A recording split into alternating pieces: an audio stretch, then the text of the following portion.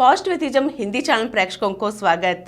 हिंदी के प्रमुख कवि एम.ए. राजस्वी से लिखी हुई भूदान यज्ञ के प्रधान आचार्य विनोबा भावे की जीवन गाथा से अनेक अंशों को जान रहे हैं ना। आज के अंक में सत्याग्रह के आंदोलन में विनोबा जी को 3 मास की सजा हुई। इसके बाद क्या हुआ अब हम जानेंगे। सत्याग्रह की कमान विनोबा जी के बाद पंडित जवाहरलाल नेहरू ने संभाली।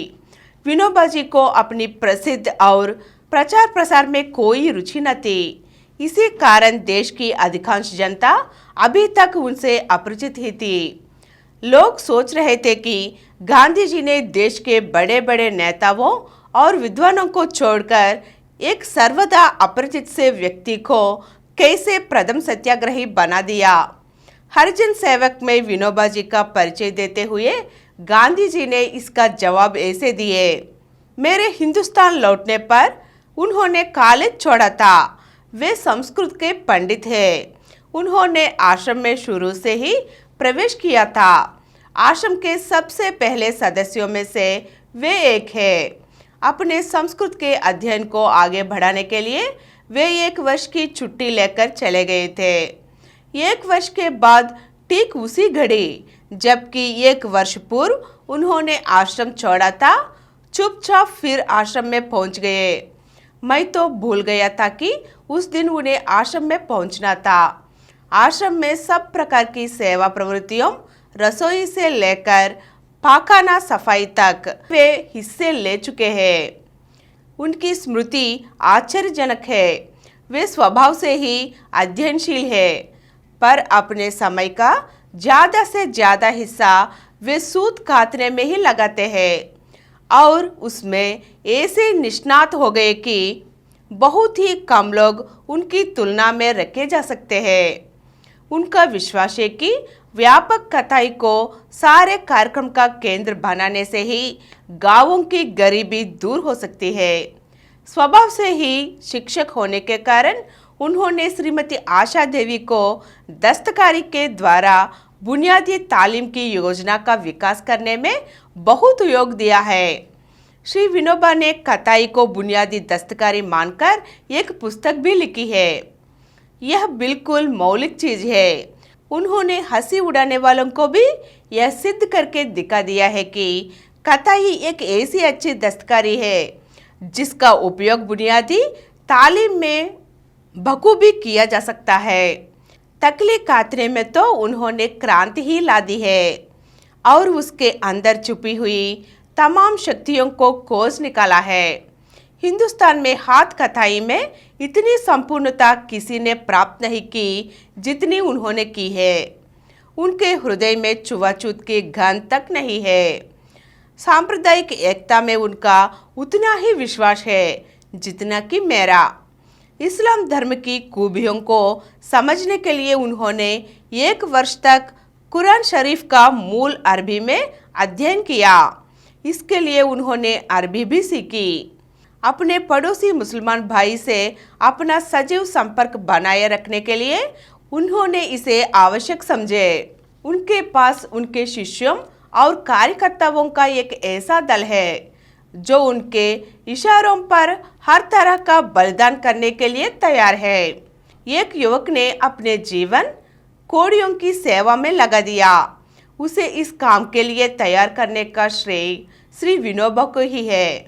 औषधियों का कुछ ज्ञान ना होने पर भी अपने कार्य में अटल श्रद्धा होने के कारण उसने कुष्ठ रोगों की चिकित्सा को पूरी तरह समझ लिया है। उसने उनकी सेवा के लिए कई चिकित्सा घर खुलवा दिया है। उनके परिश्रम से सैकड़ों कोढ़ी अच्छे हो गए हैं। हाल ही में उसने कुछ रोगियों के इलाज के संबंध में एक पुस्तिका मराठी में लिखी है। विनोबा कई वर्षों तक वर्धा के महिलाश्रम के संचालक भी रहे हैं। दरिद्र नारायण की सेवा का प्रेम उन्हें वार्धा के पास के एक ग्राम में खींच ले गया है।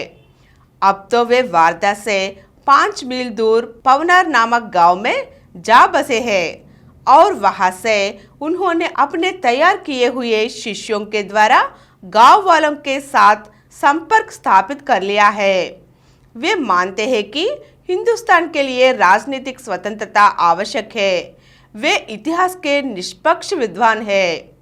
उनका विश्वास है कि गांव वालों को रचनात्मक कार्यक्रम के बिना सच्ची आज़ादी नहीं मिल सकती है और रचनात्मक कार्यक्रम का केंद्र है खादी। उनका विश्वास है कि चरखा अहिंसा का बहुत ही उपयुक्त बाह्य चिन्ह है। उनके जीवन का तो वह एक अंग ही बन गया है। उन्होंने पिछली सत्याग्रह लड़ाइयों में सक्रिय भाग लिया है। राजनीतिक मंच पर वे कभी लोगों के सामने नहीं आए। कई साथियों की तरह उनका यह विश्वास है कि सविनय आज्ञा भंग के अनुसंधान में शांत रचनात्मक काम कहीं ज्यादा प्रभावकारी होता है। इसकी अपेक्षा की जहां आगे ही राजनीतिक भाषणों का अखंड प्रवाह चल रहा है, वहां जाकर और भाषण दिए जाए। उनका पूर्ण विश्वास है कि चरखों में हार्दिक श्रद्धा रखे बिना और रचनात्मक कार्यों में सक्रिय भाग लिए बिना अहिंसक प्रतिकार संभव नहीं। श्री विनोबा युद्ध मात्र के विरोधी है, परंतु वे अपनी अंतरात्मा की तरह उन दूसरों की अंतरात्मा का भी उतना ही आदर करते हैं जो युद्ध मात्र के विरोधी तो नहीं है, परंतु जिनकी अंतरात्मा इस वर्तमान युद्ध में शामिल होने की अनुमति नहीं देती। अगर श्री विनोबा दोनों दलों के प्रतिनिधि के तौर पर है, यह हो सकता है कि सिर्फ हाल के इस युद्ध में विरोध करने वाले दल का खास एक और प्रतिनिधि चुनने की मुझे आवश्यकता लगे। आज के अंक में विनोबा जी के बारे में, गांधी जी की व्याख्याओं के बारे में जान चुके हैं ना। अगले अंक में फिर मिलेंगे। धन्यवाद। और कुछ वीडियो के लिए 18 करोड़ ऊपर के व्यूज हासिल किए डॉक्टर समरम मल्टी चैनल नेटवर्क समर्पित पॉजिटिव एथेइज्म हिंदी चैनल को सब्सक्राइब कीजिए और नीचे हुए घंटे के निशान पर दबाइए। Please download Samaram multi-channel app and watch your favorite channels from your mobile. App available on Google Play Store and subscribe to the channels.